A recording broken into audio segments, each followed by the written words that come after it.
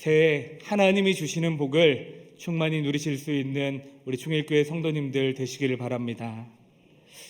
여러분, 2023년도 표어를 기억하시나요? 네, 며칠 지났다고 잊어버리신 거 아니시죠? 네, 2023년 우리 충일교회 표어는 담장을 넘는 충일교회였습니다. 한 해 동안 그 표어를 가지고 참 많은 담장을 넘기 위해서 우리 충일교회 성도님들이 몸부림치며 많은 담장을 넘으셨다는 것을 잘 알고 있습니다. 그 많은 담장들을 하나하나 넘으며 하나님께서는 우리 충일교회 성도님들을 한 단계 한 단계 더욱 성숙하게 인도해 주셨습니다. 사실 아직까지 여전히 넘지 못한 담장들이 많이 있겠지만 지난 1년을 돌아보니 참 많은 담장들을 넘게 되었다는 사실을 또한 기억합니다.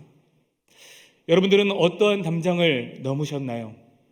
그리고 어떠한 담장을 가장 넘기 어렵게 넘으셨나요? 저를 포함해서 우리 성도님들이 참 넘기 힘든 담장이 무엇이었을까 고민을 하다가 제가 내린 결론은 이렇습니다. 누군가를 용서하는 담장이 가장 어려운 담장이었을 것이다. 그 이유는 여러 가지 담장들 중에 대부분의 담장은 누군가 도와주면 사실 해결될 수 있는 문제들이 있습니다. 그런데 이 용서라는 담장만큼은 사실 옆에서 누가 조언을 해주고 그것에 대해서 이해를 시켜준다 할지라도 내 마음 가운데 있는 그 상처가 너무 깊어서 그 문제를 내 자신이 해결하지 못하면 여전히 그 담장은 넘지 못하기 때문이죠. 누군가 옆에서 도와준다고 해서 넘는 그런 쉬운 담장이 아닙니다. 용서라는 담장은 그렇게 여전히 우리가 넘지 못하고 있는 담장일 수 있다라는 것이죠. 나를 괴롭히고 나에게 상처 주고 나에게 어떠한 문제로 나를 힘들게 하였다라는 것, 그것이 용서한다라는 것이 결코 쉽지 않다라는 것을 우리는 살며 경험하며 살아갑니다.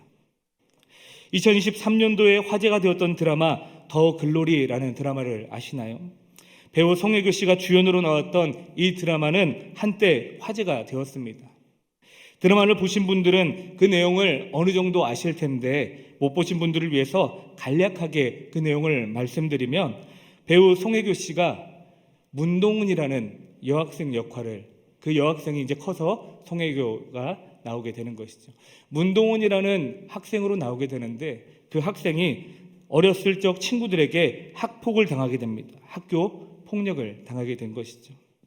그래서 평생 씻을 수 없는 상처를 그 마음 가운데 받게 되었습니다. 친구들이 무리한 요구를 하고 듣지 않으면 여전히 그를 끌고 가서 체육실에서 그리고 밖에서 그를 구타하였습니다. 많은 무리들이 함께 모여서 그의 연약함을 조롱하면서 그에게 모욕감을 주기도 했습니다. 심지어 집에까지 찾아오게 되어서 집에서 난동을 부리고 집안이 불우한 환경이라는 것을 알고 난 후에 그것을 가지고 또한 여전히 그 문동은이라는 학생을 친구들이 힘들게 하였습니다. 가장 찬란해야 됐던 학창시절, 친구들과 우정을 쌓고 행복한 추억을 쌓아야 될 그 중요한 학창시절에 너무나도 감당할 수 없는 큰 상처를 받게 되었습니다. 이후의 내용을 보게 되면 이 학폭을 당하였던 문동은이라는 여학생이 자신의 마음 가운데 그 상처를 복수하고자 마음을 품고 성공하여서 한 사람 한 사람을 찾아가서 복수하는 내용이 그 드라마의 내용입니다. 사랑하는 여러분, 만약입니다. 만약에 내가 어린 시절 다른 친구로부터 이러한 학교 폭력을 당하고 이러한 상처를 나의 마음 가운데 입게 되었다라고 생각해 볼 때 여러분들 용서하기 쉬울까요? 당장 나에게 듣기 싫은 말 하는 사람들을 보기 싫어하고 같이 어울리기 싫어하고 멀리하고 싶은 우리의 마음인데 나에게 잊지 못할 깊은 상처를 준 사람을 용서하기가 쉬울까요? 또 만약입니다. 만약에 나의 자녀가 이 문동훈이라는 여학생처럼 친구들에게 맞고 친구들에게 학교 폭력을 당하고 친구들에게 조롱을 당했다는 사실을 알게 된다면 여러분들 그렇게 한 가해 학생들을 쉽게 용서할 수 있으시겠습니까? 그것은 결코 쉽지 않습니다. 우리로 하여금 용서라는 담장은 그렇듯 쉽지 않은 겁니다. 그 용서의 담장 앞에서 머뭇거리게 하는 많은 요소들이 우리의 삶 가운데 있다라는 것이죠. 우리의 각자의 삶은 다 다르지만 다양한 용서의 담장들이 우리의 삶 가운데 있습니다. 왜 용서하지 않으려고 했을까요? 우리 성도님들이 용서하려고 부단히 노력하고 그 상황을 이해하려고도 해보고 그 사람이 어떠한 환경 가운데 살았고 어떠한 환경 가운데 나에게 이렇게 행했는지를 이해해 보려고 해도 여전히 그 용서라는 담장 앞에서 우리는 머뭇거리고 있다라는 것입니다. 그렇게 어려운 용서의 문제, 오늘 본문에서는 이렇게 해결하라고 말씀하고 있는데 우리 같이 오늘 본문 23절, 24절의 말씀을 같이 한번 읽어보겠습니다. 23절, 24절입니다. 그러므로 천국은 그 종들과 결산하려 하던 어떤 임금과 같으니 결산할 때에 10,000달란트 빚진 자 하나를 데려오매. 아멘. 우리가 그렇게 넘기 힘들어하는 용서의 담장을 넘기 위해서 첫 번째 우리가 알아야 될 사실이 있습니다. 그것은 무엇이냐? 바로 내가 용서받을 수 없었던 죄인이었다라는 사실을 우리가 기억해야 된다라는 것입니다. 오늘 본문은 베드로가 예수님께 나와서 용서에 대한 질문을 한 것에 대한 예수님의 답에 대한 말씀입니다. 베드로는 예수님께 이렇게 말합니다. 예수님, 형제가 내게 죄를 지었을 때 몇 번을 용서해야 될까요? 오늘 베드로의 이 질문 가운데 우리가 놓치는 단어가 하나 있는데 바로 형제라는 단어입니다. 여기서 말하는 형제라는 단어는 하나님을 믿는 영적 형제를 의미합니다. 달리 말하면 하나님을 믿는 그리스도인들을 말한다라는 것이죠. 우리와 같이 교회에 함께 신앙생활하는 교회 식구들, 함께 신앙생활하는 믿음의 형제 자매들을 의미한다라는 것입니다. 그러니까 베드로의 이 질문을 다르게 우리가 해석해 본다면 예수님, 아무개 집사님이 제게 이러한 죄를 지었는데 제가 몇 번이나 용서해야 될까요? 베드로는 예수님께 그렇게 잘 보이고자 이야기를 한 것입니다. 왜냐하면 베드로가 7번 용서하면 될까요? 라고 이야기한다라는 것은 7이라는 숫자는 성경의 완전수를 의미하죠. 7번 용서하면 예수님, 내가 그렇게 하면 예수님 저에게 어떻게 말씀하시겠습니까? 이러한 마음이 담겨져 있는 질문이었다라는 것입니다. 그런데 예수님께서는 그거에 대해서 답을 해주시는데 전혀 베드로가 생각하지 못하였던 답을 해주시게 됩니다. 예수님께서는 그에게 7번뿐만 아니라 70번까지 용서해 주어야 한다라고 베드로에게 말씀하고 계십니다. 여러분, 우리에게 잘못을 한 사람, 나에게 상처를 준 사람에게 한 번의 용서도 힘든데 7번뿐만 아니라 7번을 70번까지 할 때까지 용서해야 된다라고 예수님께서 말씀하시는 것이 베드로는 쉽게 이해되지 않았을 겁니다. 예수님께서 그 예상치 못한 답을 하셨습니다. 사실 7번씩 70번씩 하면 490번이죠. 사실 우리가 이 말씀을 볼 때 숫자적인 해석으로 보아서는 안 됩니다. 우리는 이 말씀을 읽을 때 우리가 이렇게 용서하기까지 끝없이 예수님이 주신 그 마음으로 끝없이 용서해야 된다라는 의미로서 예수님께서 7번씩 70번 용서하라라고 말씀하고 있는 것입니다. 예수님께서 7번씩 70번이라도 용서해야 된다는 이 말씀, 우리가 읽은 23절, 24절이 이 말씀을 하신 후에 기록되어져 있는 말씀인 것을 볼 수 있습니다. 그러면서 예수님이 이렇게 말씀하십니다. 임금에게 10,000달란트 빚진 자가 있었습니다. 임금은 그 몸과 처와 자식들 모든 소유를 다 팔아서 지금 빚진 이 달란트를 갚으라라고 이야기하고 있죠. 달란트는 예수님께서 사역하셨던 그 시대 가운데 가장 큰 화폐 중에 하나였습니다. 1달란트는 노동자 한 사람의 일일 품삯이었던 1데나리온의 6,000배 정도라고 합니다. 1만 달란트, 어떻게 계산하냐에 따라서 조금은 다르지만 많은 성경학 학자들이 말하는 것은 거의 1조 원 정도에 해당하는 금액이다라고 말하고 있습니다. 천문학적인 숫자죠. 사실 일반 사람들이 갚을 수 없다라는 것을 우리는 이 숫자를 보며 생각해 볼 수 있습니다. 말씀의 의미를 깊이 생각해 보면 예수님께서 말씀하시는 임금은 누구십니까? 바로 하나님이십니다. 그리고 그 1만 달란트를 빚진 사람은 누구를 의미하고 있는 것일까요? 죄인된 우리들을 의미하고 있는 것입니다. 1만 달란트, 결코 작은 숫자가 아닙니다. 결코 이것을 쉽게 갚을 수 있는 사람은 아무도 없을 것입니다. 도저히 해결할 수 없는 큰 빚, 도저히 해결할 수 없는 큰 문제, 도저히 해결할 수 없는 큰 죄악을 이야기하는 것이 이 1만 달란트 빚이라고 말합니다. 인간의 스스로 죄의 문제를 해결할 수 없다라는 것을 의미하기도 하죠. 사랑하는 여러분, 누군가를 용서함에 있어서 가장 먼저 알아야 될 것은 누군가를 미워하고 있는 내가 가장 큰 죄인이라는 사실을 우리는 깨달아야 할 것입니다. 우리가 하나님 앞에서 얼마나 큰 죄인인지를 분명하게 아는 순간부터 누군가를 용서할 수 있는 담장을 넘을 준비를 할 수 있다라는 것입니다.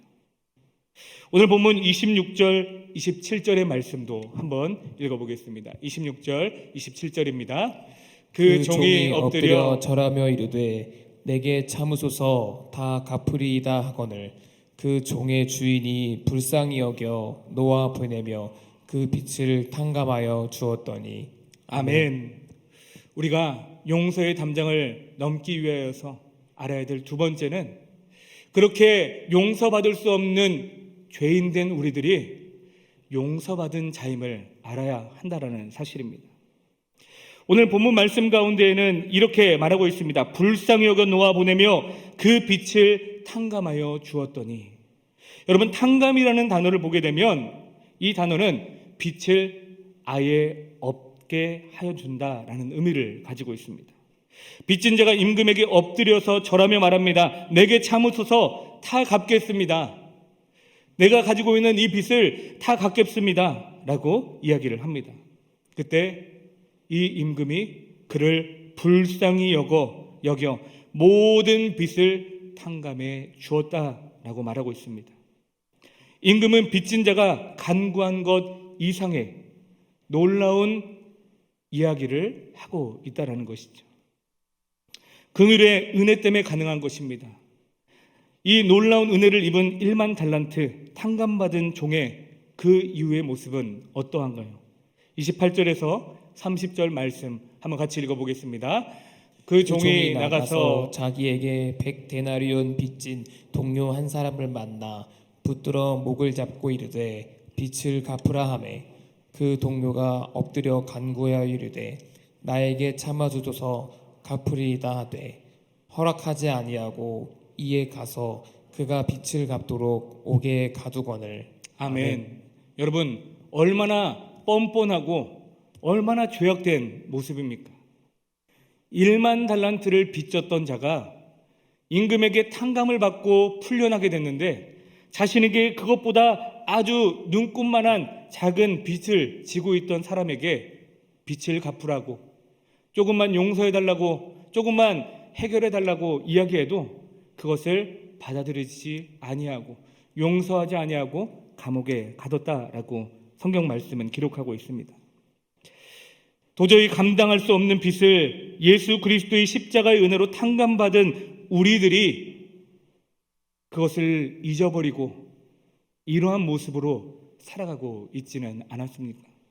사랑하는 여러분, 예수 그리스도의 십자가의 사랑을 경험했던 우리들인데 우리가 우리의 힘으로, 우리의 능력으로 우리의 죄를 해결할 수 없었던 1만 달란트 빚진 자와 같이 나의 문제를 해결할 수 없었던 자였는데 하나님께서 예수 그리스도를 통하여서 우리에게 아무것도 받지 아니하시고 놓아주시고 탕감해 주셨는데 우리들이 그것을 잃어버리고 마치 조금의 죄, 조금의 빛을 가지고 있던 사람을 미워하고 조롱하고 용서해 주지 않고 여전히 그 용서의 담장 앞에서 머뭇거리며 어떠한 것이 옳은 것인가라고 생각하는 모습이 우리들의 모습이 아닐까요?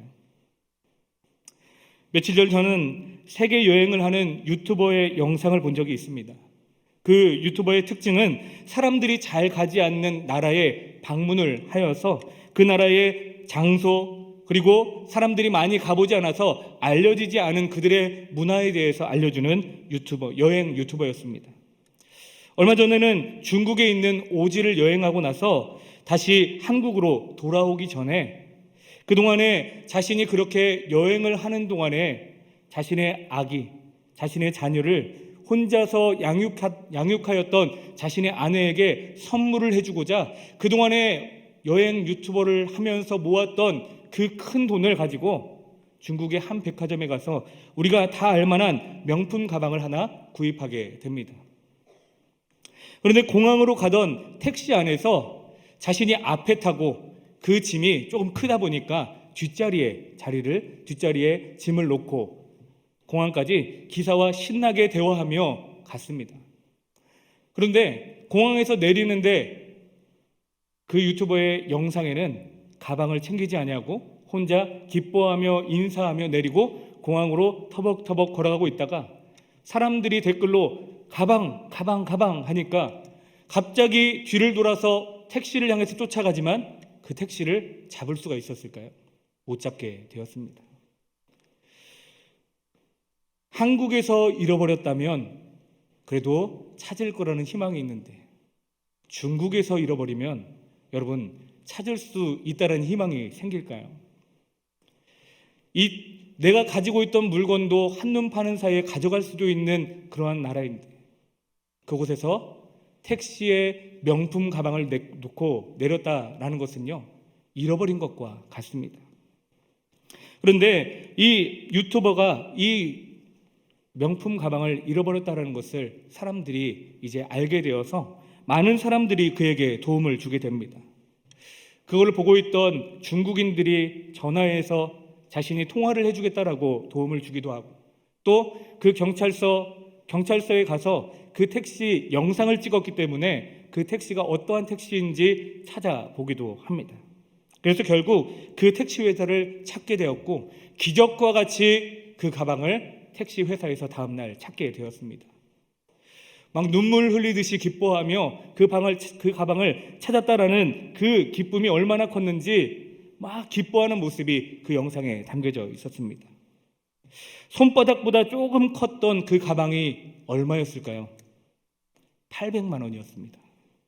그런데 그 유튜버가 가방을 찾은 후의 행보가 저에게는 인상이 깊었습니다. 가방을 잃어버린 것을 지금 이야기하고자 하는 것이 아니라 그 가방을 찾은 후에 이 유튜버의 행보가 저에게 인상이 깊었습니다. 한국으로 돌아와서 자신이 잃어버렸던 그 800만 원짜리 가방을 찾았기 때문에 800만 원을 다시 찾은 거다. 800만 원을 또 쓸 수 있었는데 찾은 거다라고 하여서 가까운 고아원에 가서 800만 원을 기부하게 됩니다.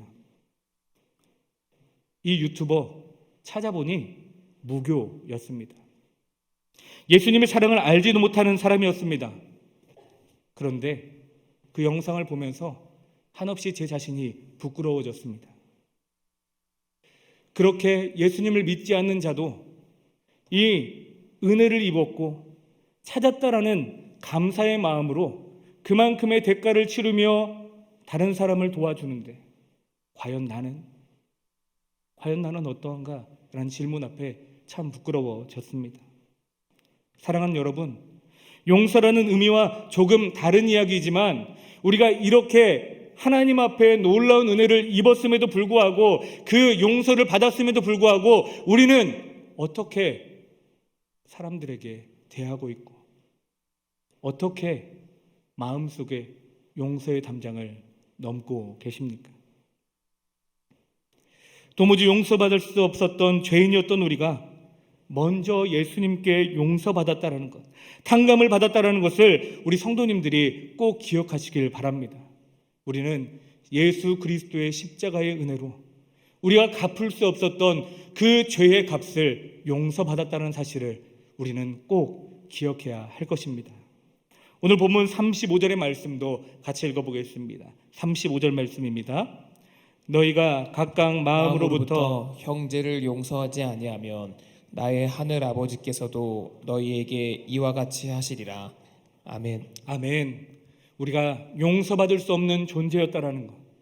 그런데 예수 그리스도의 십자가의 은혜로 용서받았다라는 사실을 우리가 알아야지만 용서의 담장을 넘을 수 있습니다. 용서의 담장, 여전히 우리 마음 가운데 한 개 혹은 여러 개가 있지 않으십니까? 어떠한 사람일 수도 있고, 어떠한 단체일 수도 있고, 어떠한 공동체일 수도 있습니다. 어쩌면 우리가 함께 신앙생활하고 있는 이 충일교회 안에 있는 아직도 해결하지 못한 용서의 담장에 있는 분들도 분명히 계실 것입니다. 그런데 마지막 35절의 말씀, 우리가 왜 용서해야 되는지 분명하게 말씀하고 있습니다. 너희가 각각 마음으로 형제를 용서하지 않으면 하나님께서도 용서하지 않으신다라는 사실입니다. 사랑하는 여러분, 2024년에 우리 충일교회의 표어가 무엇이죠? 충주를 품는 충일교회입니다. 맞습니다. 품어주다, 따뜻하게 감싸다라는 뜻을 가지고 있습니다. 여러분, 용서하는 마음이 없이 누군가를 품을 수 있을까요? 누군가를 용서해주지 않았는데 그를 안아줄 수 있을까요? 누군가를 용서해주지 않았는데 그와 함께 손잡고 길을 걸어갈 수 있을까요? 누군가를 용서해주지 않았는데 하나님이 말씀하시는 기쁘게 신앙생활하는 그 신앙생활이라는 단어를 사용할 수 있을까요? 나에게 상처를 주고 나를 힘들게 했던 사람 용서하지 않고 따뜻하게 안아준다라는 것은 결코 할 수 있는 일이 아닙니다. 누군가를 용서해주지 않았는데도 그에게 가서 안아주는 건요, 거짓말입니다. 거짓 행위이죠. 충주를 품는다는 것이 교회 외적으로만 품는 것이 아닙니다. 우리가 우리 안에서 먼저 품어야지만 나아가 다른 영혼들까지 품을 수 있다라는 것이죠. 어쩌면 외적인 품는 것은 반쪽짜리 품기밖에 되지 않습니다. 35절의 말씀처럼 형제를 용서하지 아니하면, 형제는 우리가 함께 신앙생활하는 형제다라고 말씀드렸죠. 우리가 함께 신앙생활하고 함께 그리스도의 피로 하나된 믿음의 식구들이 안에서 용서하지 아니하면 어떻게 나아가서 우리가 이 지역을 품고 영혼을 품을 수 있을까요? 당장 내 옆에 있는 한 영혼도 품지 못하고 용서하지 못하고 나아가서 누구를 용서하고 누구를 품겠다라는 것입니까? 우리 충일교회 안에 먼저 용서하고 품지 않으면 우리는 한 해 동안 충주를 품는 충일교회라는 이 표어대로 나아가지 못할지 모릅니다. 용서라는 단어를 떠올려 보니 한 분이 생각이 났습니다. 바로 사랑의 원자탄 손영원 목사님이십니다. 1938년 평양신학교를 졸업하고 1년 뒤에 여수 예양원이라는 곳에 내려가셔서 나병 환자들, 이 사람들이 멀리하고 아무도 다가가기 싫어하는 이 한센병 환자들과 함께 동거동락하며 그들의 아픔을 함께 아파해주고 그들의 기쁨 가운데 함께 기뻐해주는 그러한 놀라운 사역을 하셨던 목사님, 우리 모두가 잘 알고 있습니다. 손영원 목사님이 그들과 정말 좋은 관계를 맺고자 그 나병 환자들이 나병 환자가 아닌 사람들을 배척하고 나병 환자가 아닌 사람들이 자신들을 돕는 것을 싫어하자 손영원 목사님이 직접 그 병원 안에 들어가서 나병 환자들 몸에서 고름이 나는 것을 직접 입으로 빨아서 뱉으며 자신도 나병 환자가 되고 싶다라는 생각으로 그들을 품어주고 그들에게 사랑을 베풀어 주셨던 분입니다. 오히려 나병 환자가 되지 못한 것을 아쉬워했던 손양원 목사님, 그의 마음 가운데 예수 그리스도의 사랑이 있었기에 그가 그 어려운 상황 가운데서도 영혼을 품을 수 있었습니다. 어쩌면 이렇게 행하면 하나님께서 그에게 놀라운 은혜를 주셔야 되는데, 또 1년 뒤에 1948년도에 여순 사건이라는 이 사건을 통하여서 자신의 두 아들을 잃어버리게 되었습니다. 손동인, 손동신, 이 두 명의 아들이 예수 그리스도를 믿고 기독교라는 사실을 알고 있던 다른 반란군들이 그 사실을 알고서 그것을 빌미 삼아서 그들을 살해하게 되었습니다.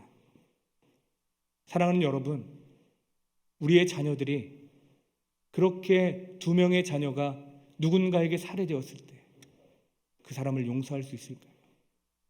그 사람을 품어줄 수 있을까요?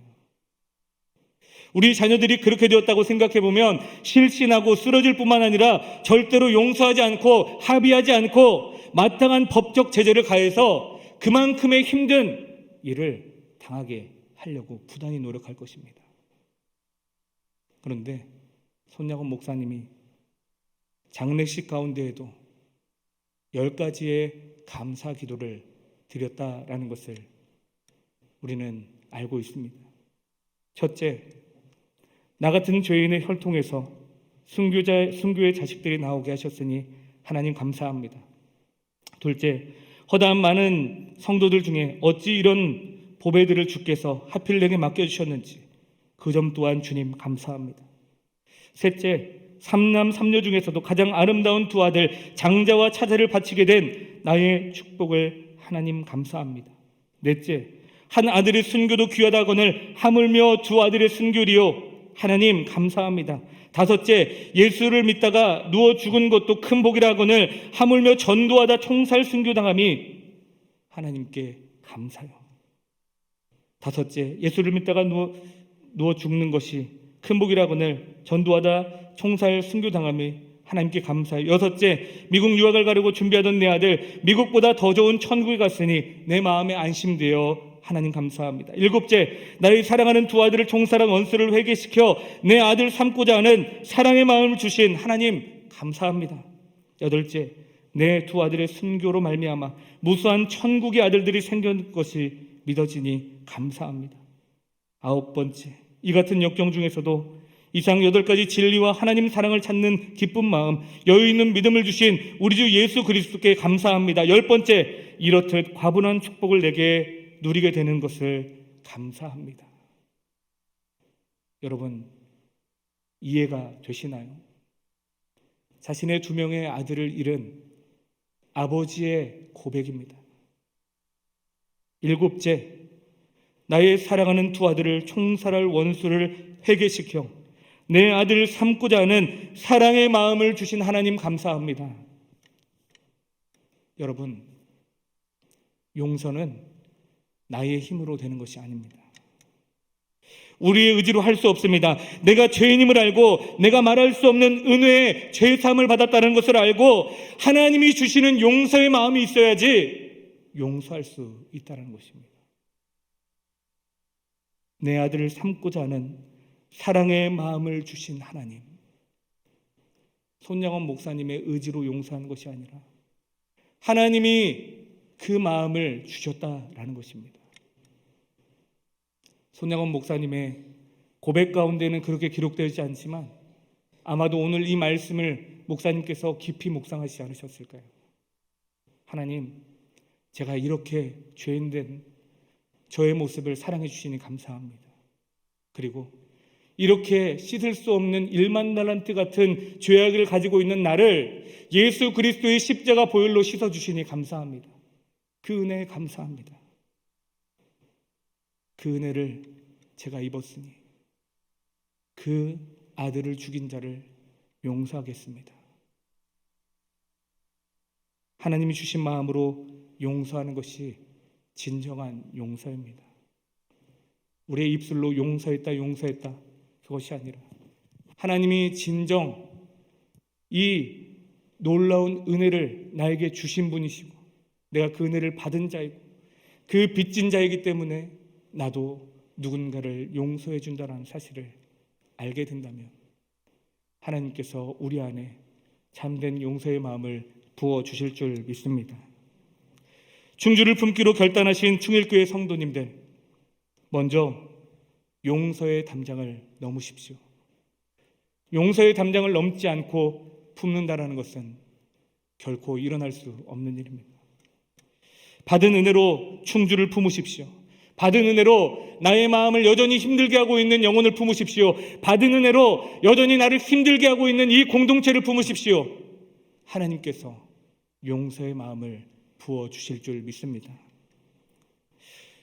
1년 동안 충주를 품는 충일교회라는 이 표어를 가지고서 여전히 내 안에 해결되지 않는 용서의 담장을 끝없이 넘으시면서 정말 하나님께서 품으라 말씀하시는 그 말씀대로 이 충주 땅과 우리 충일교회를 품어서 하나님께서 우리 충일교회를 통하여서 놀라운 일을 이루실 것을 기대하며 나아가시는 저와 여러분들의 믿음이 되어지기를 간절히 소망합니다.